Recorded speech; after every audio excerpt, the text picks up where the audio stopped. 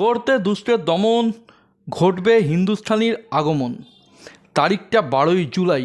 আজকের ভিডিওতে এই আগমনটা নিয়েই কিন্তু করব বিস্তারিত আলোচনা।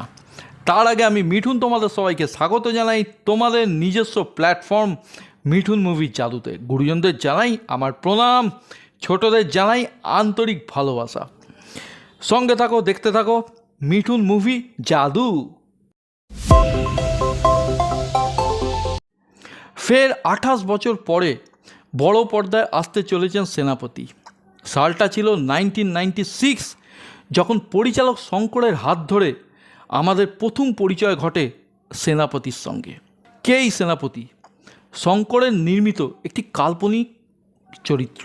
ব্রিটিশদের বিরুদ্ধে নেতাজি সুভাষচন্দ্র বোসের সঙ্গে কাঁধে কাঁধ মিলিয়ে স্বাধীনতা যুদ্ধে নিজের অবদান রেখেছিলেন। নাম লিখিয়েছিলেন আজাদ হিন্দ ফৌজে। এবং স্বাধীনতার পরে যখন তিনি নিজের ফ্যামিলি, নিজের সমাজে থাকতে শুরু করলেন, তখন তিনি একটি জিনিস রিয়েলাইজ করলেন। দেশ এবং সমাজ থেকে ব্রিটিশ সাম্রাজ্য শক্তি সরে গেলেও মানুষের মন থেকে কিন্তু করাপশান নামক বিষটি সরে যায়নি।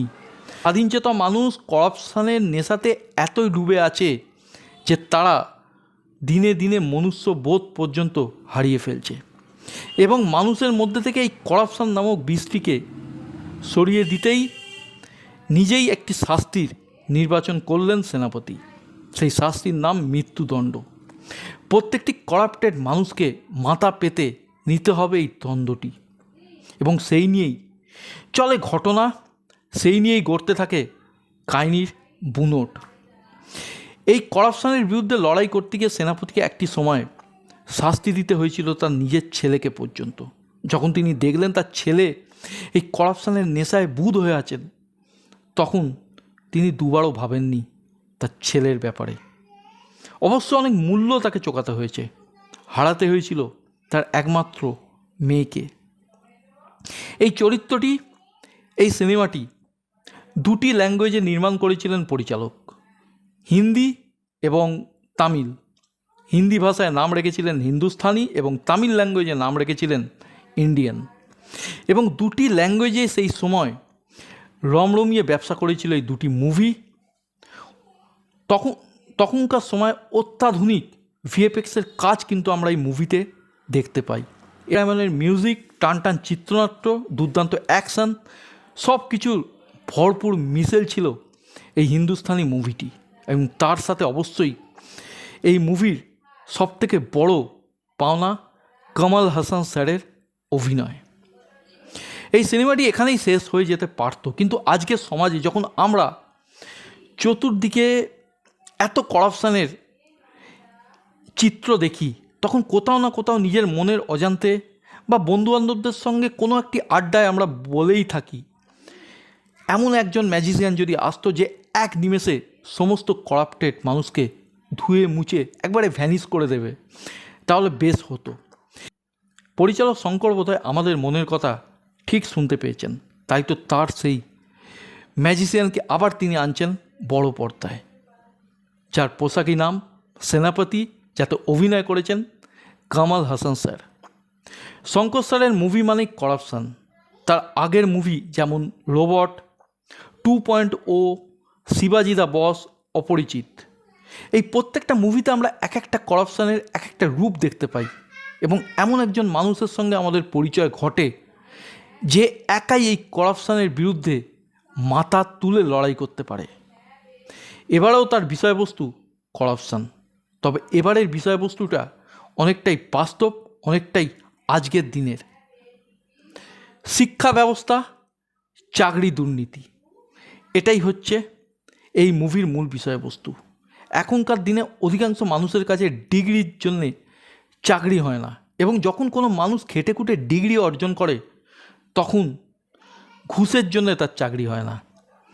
শিক্ষা ব্যবস্থায় এই যে দুর্নীতি, চাকরি ব্যবস্থায় এই যে দুর্নীতি এবং বেকার সমস্যার এই যে জ্বালা, এই সবকটা ইস্যুকেই এই মুভিতে তিনি তুলে ধরতে চেয়েছেন। এই মুভিতে আমরা দেখতে পাই সিদ্ধার্থের মতো ট্যালেন্টেড অভিনেতাকে, যে এই তরুণ সমাজের একটা মুখ হয়ে প্রতিবাদ করছে। তার দরুন তাকে জেলে পর্যন্ত যেতে হচ্ছে এবং সেইখানেই যখন একদল মানুষ আওয়াজ তুলছেন, গর্জে উঠে বলছেন সমাজকে দূষণ মুক্ত করতে হলে আমাদেরকে বার্কিং ডগ নয়, হান্টিং ডগ নিয়ে আসতে হবে, ঠিক তখনই আগমন ঘটছে সেনাপতি। এত বছর পরে ফিরে এসেও তার কিন্তু একটাই মূল মন্ত্র, জিরো টলারেন্স। চোখের নিমেষে একের পর এক কারাপ্টেড মানুষজনকে তিনি হত্যা করছেন, চোখের নিমেষে পাল্টে ফেলছেন নিজের রূপ, যেটা তিনি প্রায়শই করে থাকেন। শুধু কমল হাসানজিকে সেনাপতি রূপেই নয়, এই ট্রেলারের মধ্যে আমরা লক্ষ্য করলাম কমল হাসানের বেশ কিছু দুর্দান্ত স্টান্টবাজি।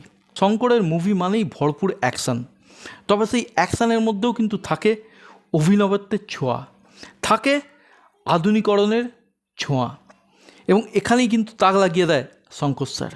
একটি মেট্রোর মধ্যে আমরা ফাইট সিকোয়েন্স দেখলাম, যেখানে দুটো চাকার মাধ্যমে মেট্রোর ওই সরু প্যাসেজ দিয়ে সেনাপতি চলে যাচ্ছেন। বিভিন্ন মেকআপ দেখলাম সেনাপতির, এক নিমেষে চোখে ধুলো দিতে তিনি পারদর্শী, বিভিন্ন রূপ নিতে, এবং এখানেও তার কিছু ঝলক চোখে পড়ল। এই মুভিতে আমরা সিদ্ধার্থকে তো দেখেইছি, তার সাথে রকুলপ্রীতকেও দেখলাম, এবং খল চরিত্র হিসেবে এস.জে. সূর্যাকেও দেখলাম, এবং এছাড়াও এমন একজন অভিনেতাকে দেখলাম যে আমাদের মধ্যে আজ আর নেই। সম্ভবত এটি তার শেষ ছবি। বিখ্যাত কমেডিয়ান বিবেক স্যার, দক্ষিণ ভারতের একটি পরিচিত মুখ। 2021 সালে উনি গত হয়েছেন, এবং এই মুভিতেই তিনি তার শেষ গুরুত্বপূর্ণ অভিনয়ের অবদানটি রেখে গেছেন। শঙ্কর স্যারের প্রত্যেকটি মুভিতেই বিবেক স্যারের জন্যে লেখা হতো আলাদা একটি গুরুত্বপূর্ণ চরিত্র। শঙ্কর স্যারের মুভি, বিবেক স্যারের প্রেজেন্স যেন প্রচণ্ড দাবানলের প্রকোপের মধ্যে এক ঝাঁক ঠান্ডা বাতাস। ওনার আত্মা চিরশান্তি লাভ করুক, এই কামনাই করি। এই ট্রেলারের মধ্যে কমল হাসান স্যারের দুর্দান্ত লুক, দুরন্ত অ্যাকশন, সব কিছুর কথাই তো উল্লেখ করলাম, তবে যেটার উল্লেখ না করলে হয়তো এই ট্রেলারটি একেবারে ইনকমপ্লিট থাকবে, সেটা হলো বিজিএম। অনিরুদ্ধ রবিচন্দন এবারে ইন্ডিয়ান 2-এর বিজিএমের দায়িত্বটি নিয়েছেন। আগেরবার অবশ্যই গুরু দায়িত্ব পালন করেছিলেন এআর রহমান। দুর্দান্ত বিজিএম হয়েছে। এই মুভিতে আমরা খল চরিত্রে দেখতে পাবো এস.জে. সূর্যাকে।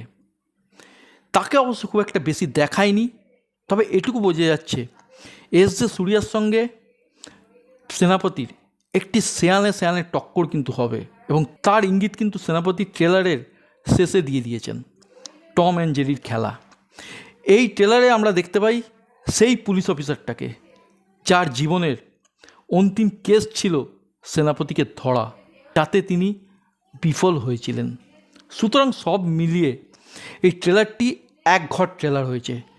ইন্ডিয়ান 2 সেনাপতিকে এতদিন পর পাওয়া, এটাই আমাদের কাছে বড় প্রাপ্তি। এটার পর অন্য কিছু আর চোখেই পড়ে না।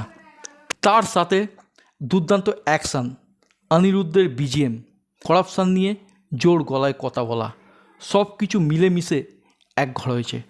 12ই জুলাই করাপশানের বিরুদ্ধে এই লড়াইতে সামিল হতে আমি কিন্তু উপস্থিত হচ্ছে সিনেমা হলগুলিতে। তোমরা আসছো তো? কমেন্ট সেকশানে অবশ্যই জানিও।